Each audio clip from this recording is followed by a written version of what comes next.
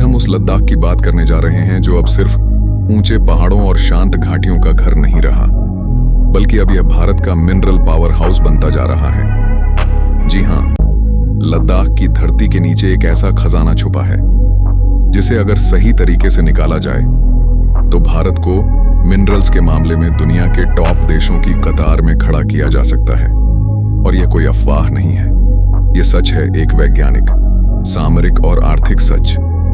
इस वीडियो में हम जानेंगे कि आखिर लद्दाख के किस कोने में क्या क्या छुपा हुआ है, क्यों बोरेक्स से लेकर यूरेनियम तक की बातें की जा रही हैं और क्या भारत इसके लिए तैयार है।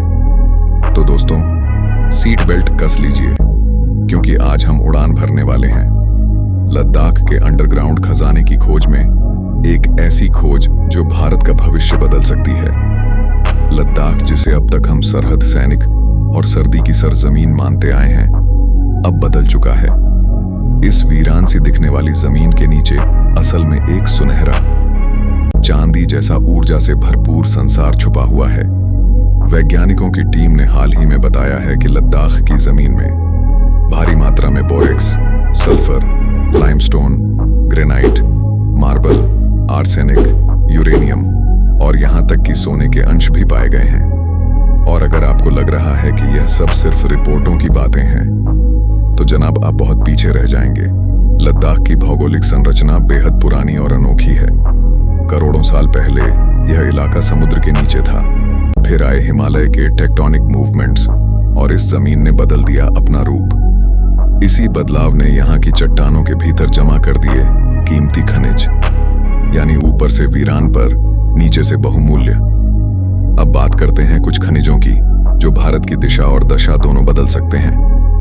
सबसे पहले आता है बोरेक्स, जिसे व्हाइट गोल्ड कहा जाता है। इसका उपयोग ग्लास, सिरेमिक, इलेक्ट्रॉनिक्स, डिटर्जेंट और यहां तक कि बैटरियों में भी होता है। अब तक भारत इसे अमेरिका, तुर्की और चीन से मंगाता था, लेकिन अगर लद्दाख में मौजूद भंडारों का दोहन सही तरीके से हुआ तो हम आत्मनिर्भर हो सकते हैं। सोचिए, हमारे मोबाइल, लैपटॉप, सोलर पैनल, सब कुछ भारत में बनेगा, वो भी देसी खनिज से। अब बात करते हैं सल्फर की। यह वही तत्व है जो अक्सर ज्वालामुखी वाले इलाकों में मिलता है। लद्दाख में पुराने ज्वालामुखियों के अवशेष हैं और वहां सल्फर के अच्छे भंडार मिले हैं। सल्फर का इस्तेमाल दवाइयों, रासायनिक खाद, केमिकल इंडस्ट्री और यहां तक कि मिलिट्री के कुछ गोला बारूद में भी होता है। मतलब अब देश की रक्षा में काम आने वाला यह जरूरी खनिज हमें अपने ही देश से मिल सकता है, सीधा लद्दाख से। अब जरा सोचिए, लाइमस्टोन, मार्बल और ग्रेनाइट, यह तीनों वो खनिज हैं जो देश के इंफ्रास्ट्रक्चर को मजबूत बनाने में लगते हैं। बिल्डिंग्स, रोड्स, ब्रिज, मंदिर, स्मारक, सब जगह इनका इस्तेमाल होता है।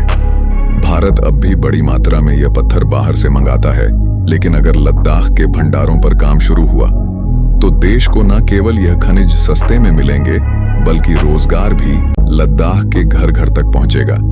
और अब आते हैं असली बम पर, यूरेनियम। जी हां, यूरेनियम वो खनिज जिससे न्यूक्लियर पावर जनरेट होती है। और न्यूक्लियर बम भी अगर लद्दाख में मिले, यूरेनियम के संकेत सही निकले, तो भारत की न्यूक्लियर एनर्जी इंडस्ट्री को जबरदस्त बूस्ट मिलेगा। आज भारत के पास खुद के यूरेनियम रिजर्व सीमित हैं, लेकिन अगर लद्दाख में इसका दोहन शुरू हुआ तो हम अपने न्यूक्लियर रिएक्टरों को लंबे समय तक बिना बाहरी सप्लाई के चला सकते हैं। इसी के साथ आर्सेनिक ओर्स की भी बात हो रही है, जो इलेक्ट्रॉनिक्स और केमिकल इंडस्ट्री में काम आता है। इससे हाईटेक इंडस्ट्री को मजबूत किया जा सकता है और भारत को चिप्स और माइक्रो पर निर्माण में फायदा हो सकता है।